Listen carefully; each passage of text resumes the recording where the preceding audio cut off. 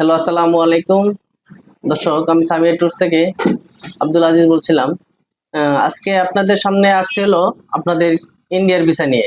ইন্ডিয়ার ভিসা অনেক ঝামেলা চলতেছে, যার কারণে আপনাদের একটা ভিডিও দেওয়ার জন্যই আজকে আপনাদের সামনে চলে আসলাম।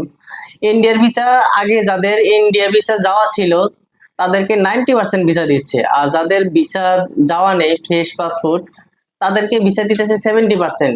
কিন্তু এর মধ্যে আছে আরো অনেক অনেক কথাই আছে, যেমন হচ্ছে ফাইল প্রসেসিং এর অনেক বিষয় থাকে। অনেকে আছে ফাইলে ভুল করে, অনেকে আছে ফাইল বুঝে না। অনেক ধরনের ক্যাটাগরি আছে আর কি। ফাইল ভালো মতো সাবমিট করতে পারলে যাদের আগে ইন্ডিয়ান মেডিকেল ভিসা যাওয়া নাই তাদেরকে মেডিকেল ভিসা করে দেওয়া যাবে, সমস্যা নাই, কিন্তু ফাইলটা আপনাকে ঠিকঠাক মতো প্রসেস করে দিতে হবে।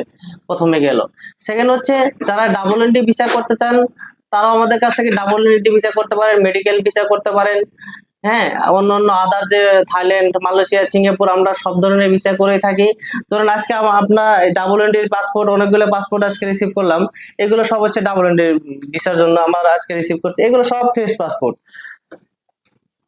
যারা এম্বাসি ফেস করতে যাবেন তাদের জন্য ডাবল এন্ট্রি ভিসাও প্রয়োজন হয়, মেডিকেল ভিসাও যায়। আপনারা এম্বাসি ফেস করতে পারেন, যেমন পর্তুগাল, হাঙ্গেরি, যারা রোমানিয়া, হ্যাঁ এগুলো যেতে চান, সার্বিয়া, তারপর হচ্ছে আপনার নর্থ মেসিডোনিয়া, এগুলো হচ্ছে ডাবল এন্ট্রি ভিসার জন্য আপনাদের লাগে। এগুলো আমরা সব ফ্রেশ পাসপোর্ট রিসিভ করছি। এগুলো ডাবল এন্ট্রি প্লাস হচ্ছে মেডিকেল ভিসার জন্য আমরা সাবমিট করব। ইনশাল্লাহ আপনাদের পাশে থাকবো, আপনাদের সহযোগিতা করার জন্য আপনাদের সবসময় পাশে থাকবো। দোয়া করি আপনারা সবাই আমাদের কাছে আসবেন। আমাদের স্ক্রিনে যে নাম্বার থাকবে নাম্বারে যোগাযোগ করবেন। আমাদের প্রত্যেক ডেস্কের নাম্বার দেওয়া থাকবে। আপনারা আমাদের কাছ থেকে ভালো সার্ভিস পাবেন আশা করি। সবাইকে ধন্যবাদ। আসসালামু আলাইকুম।